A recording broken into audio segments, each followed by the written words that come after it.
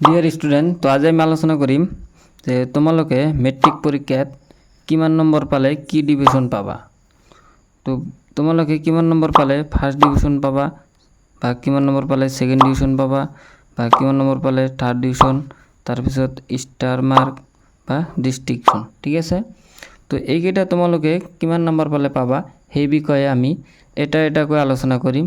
ঠিক আছে, তোমালোকক নাম্বাৰ সহকাৰে আমি ইয়াত দেখাম যে কিমান নম্বৰ পালে তোমালোকে ফার্স্ট ডিভিশন, সেকেন্ড ডিভিশন বা স্টার মার্ক বা ডিস্টিংশন পাবা।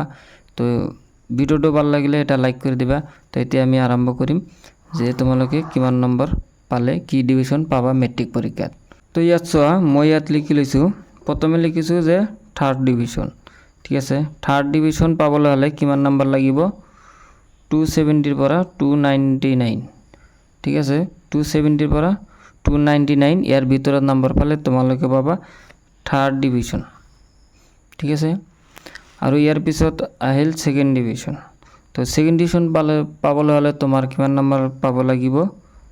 সেকেন্ড ডিভিশনৰ কাৰণে 300ৰ পৰা 359 নম্বৰ। ঠিক আছে, 300ৰ পৰা 359 ইয়াৰ মাজত তোমালোকে নম্বৰ পালে তোমালোকে পাবা সেকেন্ড ডিভিশন। ফাৰ্স্ট ডিভিশন পাবলৈ হ'লে 360 এণ্ড অ্যাবভ, মানে 360ৰ পৰা ওপৰত নম্বৰ পালে তোমালোকে পাবা ফার্স্ট ডিভিশন। ঠিক আছে, তো এতিয়া স্টার মার্ক। ঠিক আছে, স্টার মার্কটো কিন্তু মানে বহুতে ভাবে যে ডাঙৰ মাৰ্ক, কিন্তু স্টাৰটো কিন্তু ডিস্টিংশনৰ তলত। ঠিক আছে, ডিস্টিংশন ওপৰত। তো স্টাৰ মাৰ্ক পাবলৈ হ'লে তোমাৰ নাম্বাৰ লাগিব কিমান মাৰ্কস পাব লাগিব? 450। তো 450 এণ্ড অ্যাবভ, মানে 450 পৰা ওপৰত নম্বৰ পালে তোমালোকে পাবা স্টাৰ মাৰ্ক। ঠিক আছে, তো ইয়াৰ পিছত তোমালোকে পাবা কি? ডিস্টিংশন। ঠিক আছে, ডিস্টিংশন পাবলৈ হ'লে তোমালোকৰ মাৰ্ক লাগিব 480 এণ্ড অ্যাবভ, মানে 480ৰ ওপৰত নম্বৰ পালে তোমালোকে পাবা ডিস্টিংশন। ঠিক আছে, আৰু তোমালোকৰ হ'ল আৰু এটা আছে কি? Letter mark. লেটাৰ মাৰ্কটোত তোমাৰ কি? লেটাৰ মাৰ্কটো মানে টোটেল মাৰ্কৰ পৰা নহয়। লেটাৰ মাৰ্কটো তোমাৰ প্ৰত্যেকটো চেপ্টাৰৰ ওপৰত, মানে প্ৰত্যেকটো সাবজেক্টৰ ওপৰত নিৰ্ভৰ কৰে। ঠিক আছে, তোমালোকে যদি ধৰা মেথছত যদি তোমালোকে 80ৰ ওপৰত পোৱা তেনেহ'লে তোমালোকে পাবা স্টাৰ নহয়, লেটাৰ মাৰ্ক। ঠিক আছে, 80ৰ ওপৰত পালে লেটাৰ মাৰ্ক। তেনেকুৱা ধৰা এছামিছি যদি ধৰা এছামিছত তোমালোকে পালা কিমান? 80 মাৰ্ক, তেনেহ'লে এছামিছত লেটাৰ হ'ল। এইটো হ'ল তোমাৰ প্ৰত্যেক সাবজেক্টৰ ওপৰত নিৰ্ভৰ কৰিব যে তুমি কোনটো সাবজেক্টৰ কিমান নম্বৰ পাইছা। এটা কথা বুজি লওঁ সহজভাৱে যে প্ৰত্যেক সাবজেক্টত তুমি যদি 80 মাৰ্কৰ ওপৰত পোৱা তেনেহ'লে সেই সাবজেক্টত তোমাৰ লেটাৰ মাৰ্ক থাকিব। যদি তুমি 6টা সাবজেক্টৰ মাজত 6টাতে যদি তুমি 80 মাৰ্কৰ ওপৰত পোৱা তেনেহ'লে 6টাতে লেটাৰ পাবা। তেনেহ'লে যেতিয়া 6টা সাবজেক্টতে তোমাৰ লেটাৰ থাকিব তেতিয়া তোমাৰ ডিস্টিংশন থাকিবই। কাৰণ তোমালোকে চোৱা, ডিস্টিংশন পাবলৈ হ'লে কিমান মাৰ্ক লাগে আমাৰ?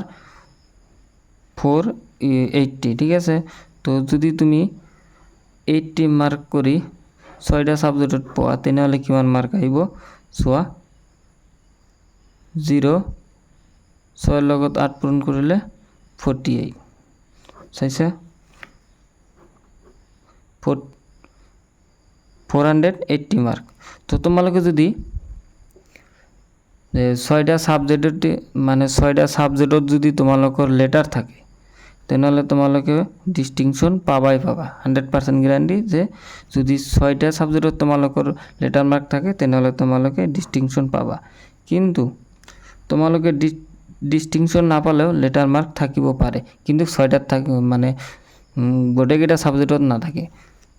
ধৰা 2টা বা 3টা বা 4টা বা 5টা তো থাকিব পাৰে। ধৰা তুমি 5টা সাবজেক্টত তুমি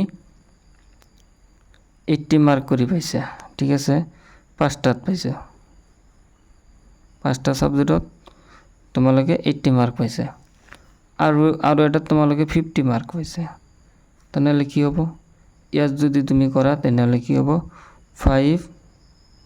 0 এই দুটা যদি পূৰণ কৰা কিমান হ'ব 0